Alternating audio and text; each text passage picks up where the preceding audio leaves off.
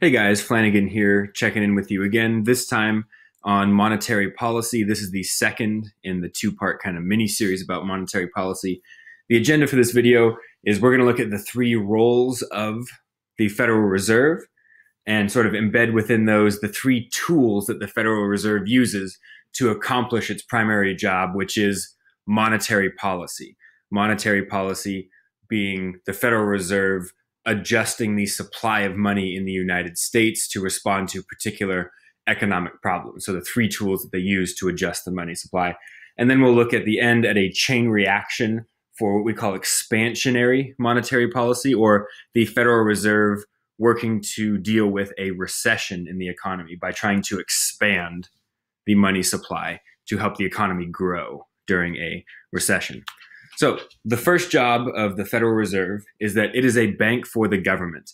The major idea here is that the Federal Reserve can introduce new money into the US economy, but this also represents how it's not totally independent. The Federal Reserve itself cannot just print as much money as it wants.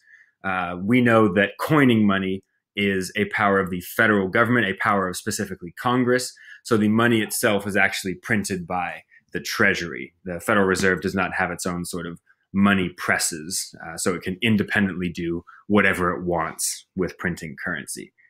Next, we have the second job. We'll spend more time on this one. The Federal Reserve is a bank for what we call commercial banks. Commercial banks being banks that you would know, like Wells Fargo or Chase or anything like that. So anytime you see one of these Brinks trucks or these money trucks driving around wherever you live, they're most likely either going to or from a Federal Reserve bank. Either banks like Wells Fargo are depositing some of their money, especially could be those required reserves, at the Federal Reserve, or the Federal Reserve is bringing cash to banks like Wells Fargo or Chase. So, and next time you see one of those around, think, oh, hey, I actually know where that's going or where that's coming from. Next, this is really the big one. That's why there's so many Cheeto explosion bags here for us to pay attention to. In its job as a bank for banks, the Federal Reserve can actually loan money to banks.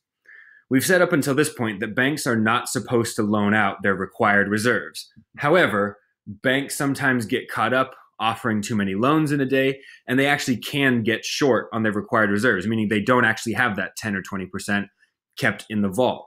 So what the Federal Reserve can do is actually loan money to a bank like Wells Fargo. So if Wells Fargo is supposed to have 10% in required reserves, but they close for the day and they realize they only have 9%, the Federal Reserve can actually loan money to Wells Fargo at a fairly low interest rate. Now, banks in the past have tried to use this option to get cheap loans. So they'll get cheap money from the Federal Reserve and then loan out that money at a higher interest rate to consumers or businesses. But the Federal Reserve doesn't let that happen just in unlimited funds. They don't just allow banks to come and take money so they can make a profit. The Fed will stop that.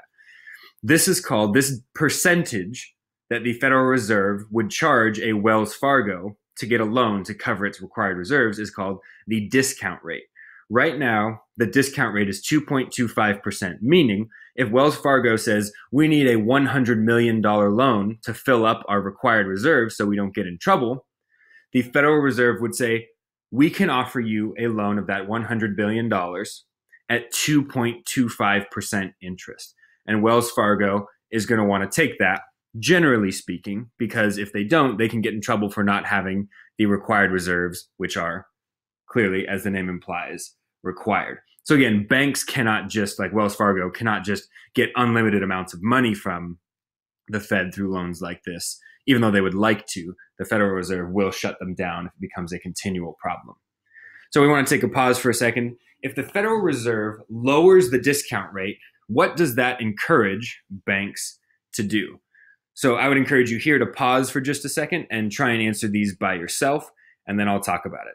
So pause. All right, we're back.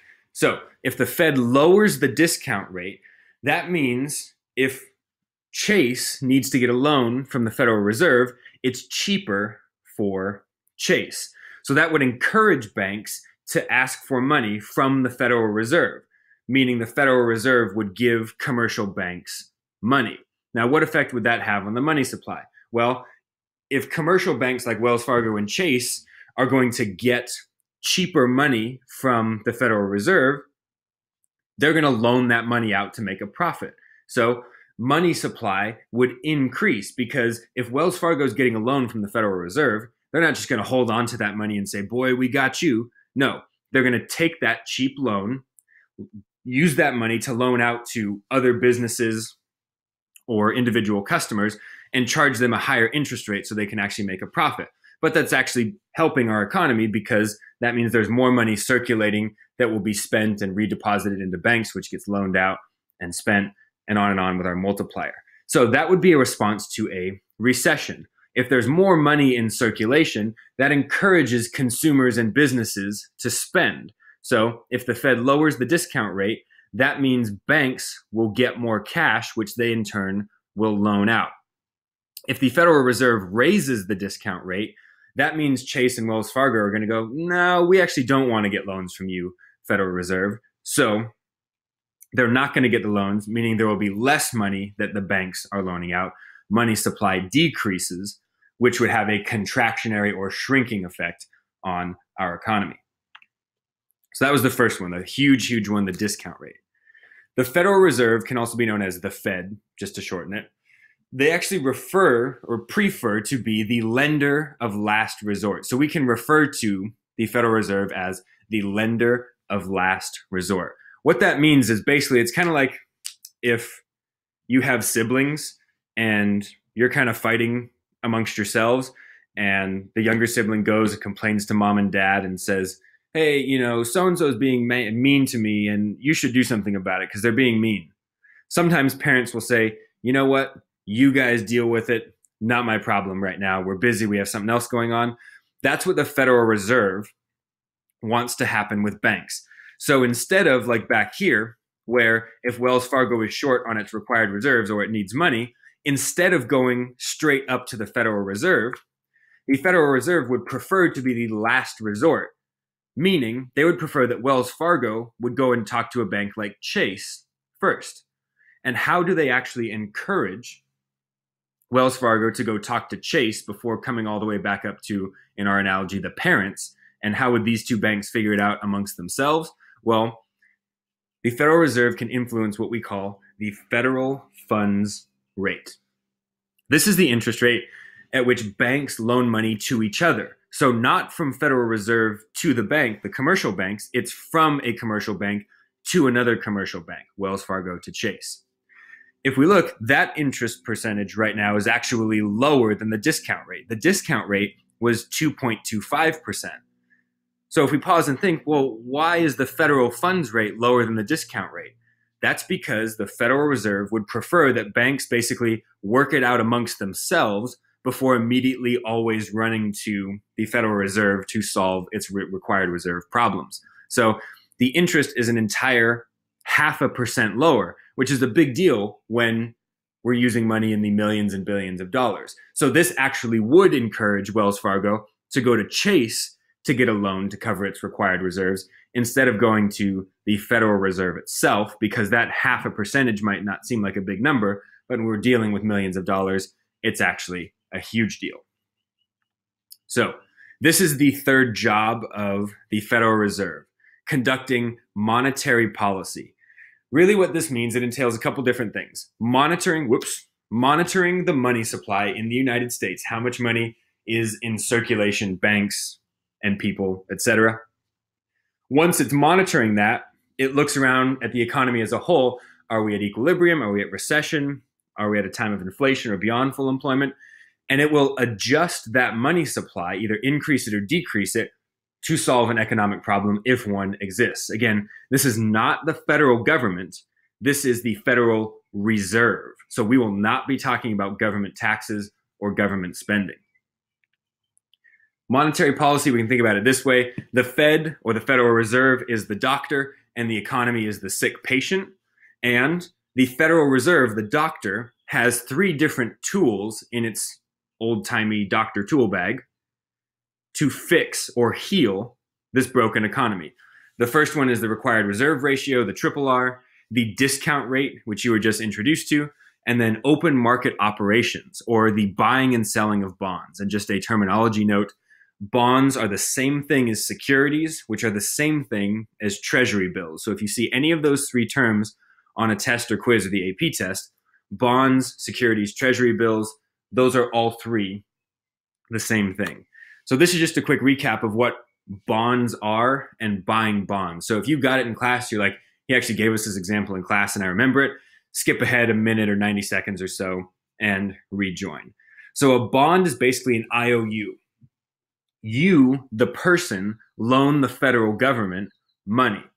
The federal government gives you a bond, essentially a contract saying, we will pay you back the original amount plus interest in however many years you guys agree to. So this is an example of buying bonds. Right now, the public, there's tons of bonds circulating around in our economy, in people's, file cabinets, basements, at banks. Banks can own bonds, everything like that. So if the Fed decides it wants to buy bonds, what that's saying is the Federal Reserve is going to offer cash in exchange for the bonds that people have. So the transaction that's going to happen is people are going to give their bonds to the Federal Reserve. So the Federal Reserve now owns the bonds, and the public, the people, have a bunch of cash. So that increased the money supply. There's more money circulating in the hands of people. And so we know if people get cash, they're going to deposit that money into the bank. And so the bank has to keep a small percentage of that down here in the vault on the steps, and then it can loan out the rest of that money. This all increases or helps to increase the money supply because of that multiplier effect, the 1 over the triple R times the excess reserves. Again, times the excess only if the money is being deposited by a customer. If the Federal Reserve buys bonds directly from the bank gives up bonds and receives cash from the Federal Reserve. The bank can loan out all of that money if it chooses to. The required reserve only applies to demand deposits or deposits made by customers. So, monetary policy, again, this is just sort of written out what I just talked about. So if you want to pause for a second and take a minute to read that, then you can. This is a question that has been asked before, and it seems to be a little bit more common, though overall in terms of the history of the AP test, it's pretty rare. But the question is, which of the following actions of the Fed, or sometimes we refer to the Federal Reserve as a quote-unquote central bank, which of these following actions of the Federal Reserve will decrease the federal funds rate the fastest? And they'll give you a couple of options. Buying bonds on the open market, which is our open market operations, or decreasing the discount rate. You can read this, but basically, if the federal government, not the federal government, I even tripped up myself there. If the Federal Reserve buys bonds on the open market, that means people are giving up their bonds, giving it to the Fed, the Reserve, and earning or receiving cash. They're going to spend some of that money, but most of it's going to be deposited into a bank. Now, that money is able to be loaned out. So since the banks have a lot of money in their accounts now, the federal funds rate, which again is the rate that banks charge each other for loans, like Wells Fargo to Chase, the federal funds interest rate drops because if there's a lot of money in circulation, if there's a lot of it, that means it's not really rare, so you can't really charge a high price for that loan. So banks will not accept a super high federal funds rate because they'll look around and say, hey, there's tons of money out there. Why are you trying to charge me such a high interest rate? So that's why the answer would be A instead of B, and you can read, why is it not the discount rate below? So this will make sense after class where you have page 2 of your notes as you're watching this video. So the monetary policy, sort of the chain reaction, we'll actually do it full scale in a little bit. But again, there's a definition for monetary policy. There's 2 types of monetary policy. These are not the tools of monetary policy. These are ways that the Fed can use their tools. The first type is if we have a recession or depression or severe recession, or we are, like it says here, below full employment, then the Federal Reserve is going to want to use expansionary monetary policy, also known as loose. We want to be loose with money. That would encourage economic growth through increasing the money supply, which means people have more money to get out there and spend, which gets multiplied, which is good during a recession. The other way that they can use their three tools is contractionary or tight. We're tight with our money monetary policy, which is used to shrink the supply of money in the United States, which will help us slow down consumer and business spending, which slows down our overheated economy during a time where we are beyond full employment. So here are some super fancy illustrations to go with it. Photography courtesy of the lovely Mrs. Flanagan.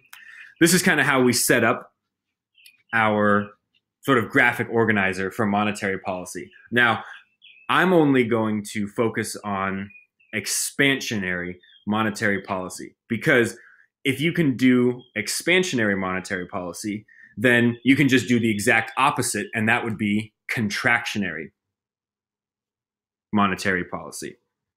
Pause for a second, because contractionary kind of sounded weird. Contractionary, or shrinking the money supply. So the first thing we have, the problem. If we are using expansionary monetary policy, our problem is that we are in a recession or below full employment. There's the other FRQ kind of terminologies there.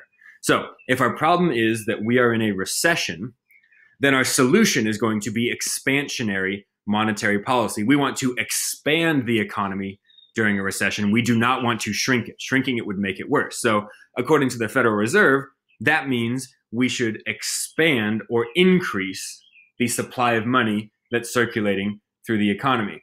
So what does that actually look like? The goal for the Federal Reserve is to increase the money supply.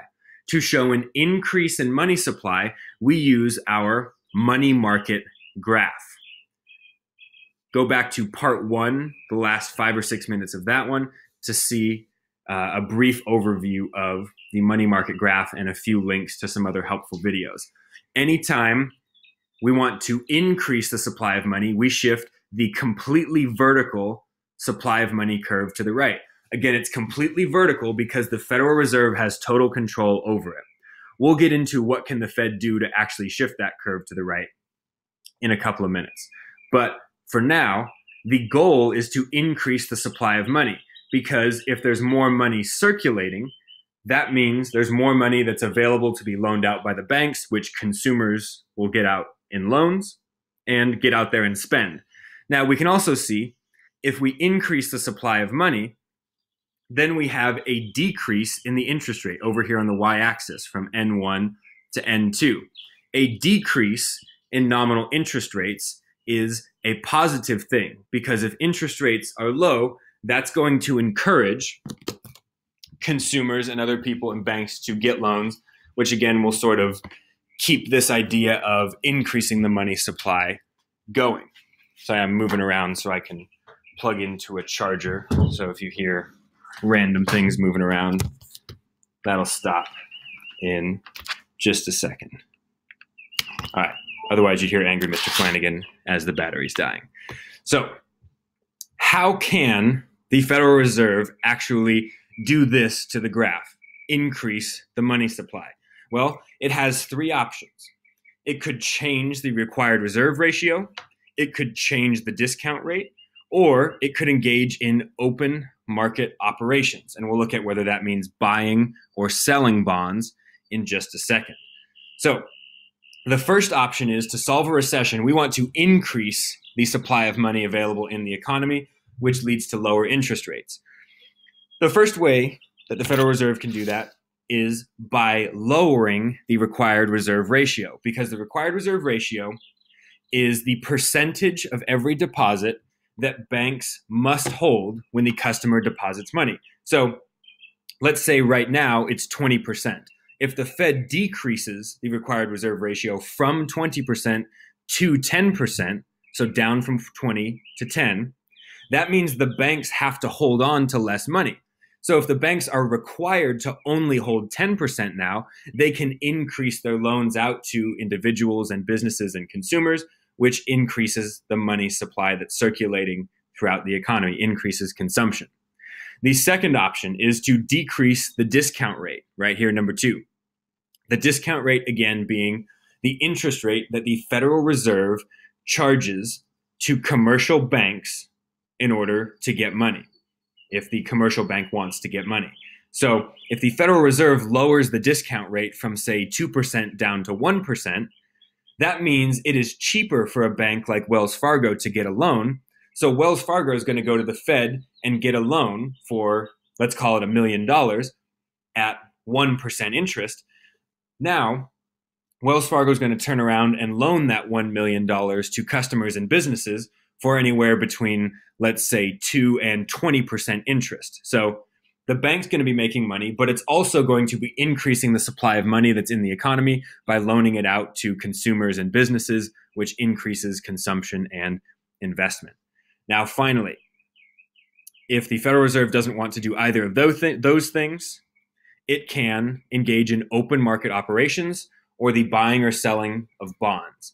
Now, during a recession, the Federal Reserve would want to buy bonds from the public or banks. The reason why is because banks and the public do already hold bonds. But if we're in a recession, you can't show up to like Vons and fill up a cart of groceries and they say your total is $110 and you hand them a US Treasury bond. They're going to say, get out of here with that nonsense. They want cash, or bare minimum you to swipe a credit card, but we're going to focus on cash. So bonds do not really help people who are struggling during a recession or a depression. So what the Federal Reserve would do is say, all right, hey, public, you give us your bonds. We're going to now own your bonds, but we're going to give you cash right now so that you can actually basically survive during this recession. You can actually give us that piece of paper that nobody wants right now, and we'll give you good hard American dollars that you can go and buy food and pay for rent and clothing for your kids, all the things you need to survive during a recession. So those are the 3 tools that the Federal Reserve can use to accomplish its goal of increasing the money supply, which is a solution to fixing, or which is a solution to a recession that our economy is currently experiencing. So what is the effect? Like, what does this actually mean? Okay, cool. The Fed can do those things and it's helping out the economy. What does that actually mean? Is there another graph that applies to it? Of course. Like I said, the ADAS graph is kind of the backbone of this class. So if the Federal Reserve's goal is to expand the money supply or increase the money supply during a recession, then that means we are below full employment. Currently, their goal is to get us back to full employment. So if we are below full employment, the Federal Reserve engages in expansionary monetary policy, which increases the money supply. So consumers have more money, businesses have more money. That also leads to a decrease in interest rates, which again, doubly helps consumption and investment. So C and I are components of aggregate demand. So that will help us shift from below full employment either towards long-run equilibrium or actually to our long-run equilibrium where LRAS, SRAS, and AD are all intersecting again. So aggregate demand will shift to the right as a result of expansionary or loose monetary policy. And if you graph a rightward shift of aggregate demand, then you will see the effects on price level, real GDP, and unemployment. So here's kind of the chain reaction. Whoops, get out of there. Get out of there. Nobody wants you there. If I click exit, it ruins everything. There. So the chain reaction for expansionary monetary policy as a solution for recession. So the Federal Reserve uses one of the 3 tools right here. The goal is to increase the money supply, which not only gets money out to banks, which they loan out to people and consumers, that also leads to lower interest rates. So consumers and businesses will go and get loans, which leads to an increase in consumption and investment, which, since both of those are shifters of AD, if C and I both increase, AD will shift to the right. If we shift AD to the right, that means price level increases, real GDP increases, and because real GDP increases, that means we are producing more because GDP is our national output. That means output goes up, so unemployment goes down. Basically, we need to hire more workers to match our new production. So as output or GDP increases, we hire more workers, which means unemployment will decrease. So that's the chain reaction for expansionary monetary policy. So that's all I'm going to do for this video. You notice that on both of your pieces of paper, you're like, hey, Mr. Flanagan, you only did half. Like, where's the other half? There's only like 20 seconds left in this video. Your job is going to be to fill out the contractionary side, the contractionary or tight monetary policy side of both of those pieces of paper. One will require you to explain a little bit more. One is just sort of a broad overview like we went through on the slides with the images of the whiteboards. So if you want some extra information about the money market, these three tools, and just the Federal Reserve and what it does in general, I'm going to post a link to this video on our Google Classroom. If you happen to be watching this and you can't get to Classroom for whatever reason, then you can just search this video right here. And it's, I think it's somewhere between 12 and 14 minutes. It's a really succinct overview of the Federal Reserve. It's a bit dated, kind of old looking, old guy talking to you, but it's good information. It's not biased. It's not one of those crazy conspiracy theories about the Fed that's out there on YouTube. So be careful if you're searching around YouTube for that. So that's going to be in the Classroom. I'll also pop it up in a link right here in the top corner. That is all I have for you on monetary policy. Your task is to, after completing all these notes, to fill out the contractionary side of both pieces of paper and come ready to ask questions, any questions you have, and we're going to hit the ground running with practice the next time I see you, focusing on multiple choice first and then jumping into some FRQ examples. So as always, email me, tweet me, use the Remind app to text me if you need to, ask any questions. If you don't want to, write them down. Be ready to ask them the next time I see you in class, and have a good one.